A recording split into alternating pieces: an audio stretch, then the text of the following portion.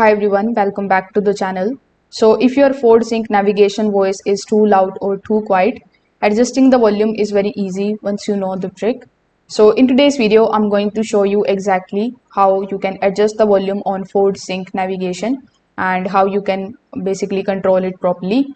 So first of all, you need to start the navigation so that the system begins giving the directions. While the voice is speaking, you can use the volume knob or steering wheel controls. This adjusts the navigation voice volume specifically and not the music. Now you need to go to the infotainment screen. Over here, look for the option of settings. Then look for the option of sound.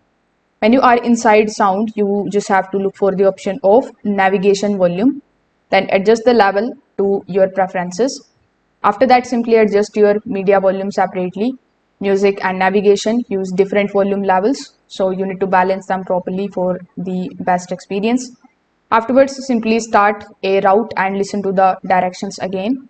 Fine tune the volume if needed until it sounds comfortable. So if this video helped you out, make sure that you like this video and subscribe to the channel. Thanks for watching.